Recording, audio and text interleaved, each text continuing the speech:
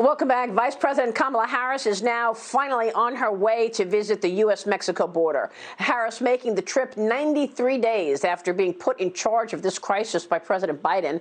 Press Secretary Jen Psaki offering an unusual reason for why this trip took so long. Watch this.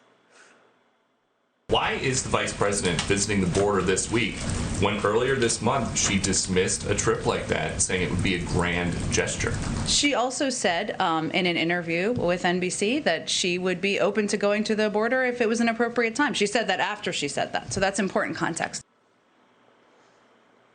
She said it after she said that. Joining me right now is Texas Attorney General Ken Paxton to talk more about this. AG Paxton, it's always a pleasure to see you.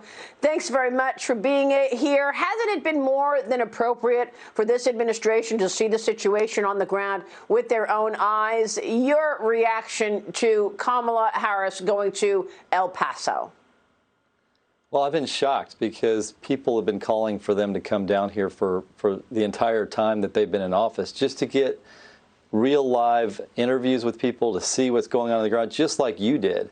This would be like if the President of the United States asked you to be in charge of all media for the border, and it took you 93 days to get down here to see what was going on. You came down here because you knew it was valuable to see what was going on the ground.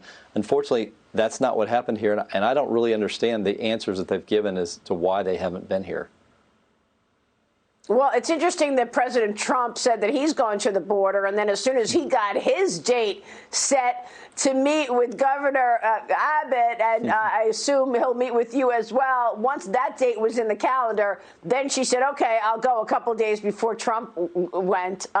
Look, she's attracting even more criticism this morning, General, for the location she chose. So you're there in Texas. We were together in a boat, and we viewed the entire Rio Grande border. You have a great perspective in terms of the difference of where the Rio Grande is and the McAllen border where we were, and then the El Paso border where we also went. I went to the El Paso border back in 2019. Can you explain the difference from El Paso to McAllen and why she's getting criticized for going to El Paso?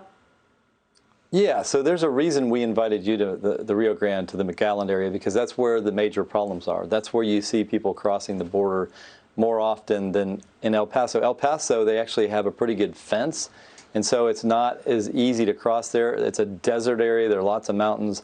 And so if you really want to see what's going on, it's better to go to McAllen or Laredo, where we have more illegal border crossings and more illegal drug trafficking and human smuggling and all of the problems that we're talking about. So if I were going to come one time, I mean, glad she's showing up finally, but I wouldn't choose El Paso first.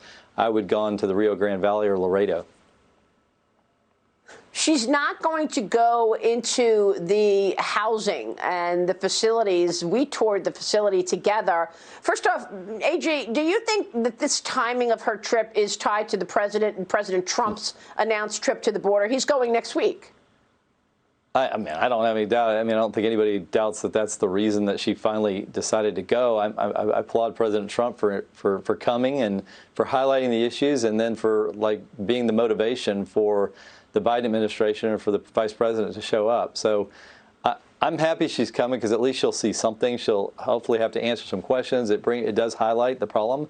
Whether she wants to talk about it or not, it's going to bring issues up that she's going to have to address. So what are those issues today, Ken? Has anything changed? You have sued this administration now, what, 7 times?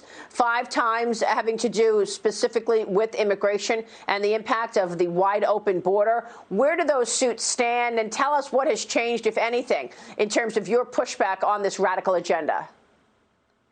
So one of the problems with litigation is it just takes time. That's why it's frustrating. But the reality is the deportation order, we ended up winning on that. But we have so many other issues that we're dealing with. We've sued them over, putting these people on public assistance, which is not legal. We've sued them over the whole health care issue, the transmission of COVID and other diseases, because they've gotten very lax on that, and they're not following federal law on that. We've sued them over releasing felons into our state and not taking them after we've released them. So we're still dealing with lots of immigration issues, and this isn't getting better.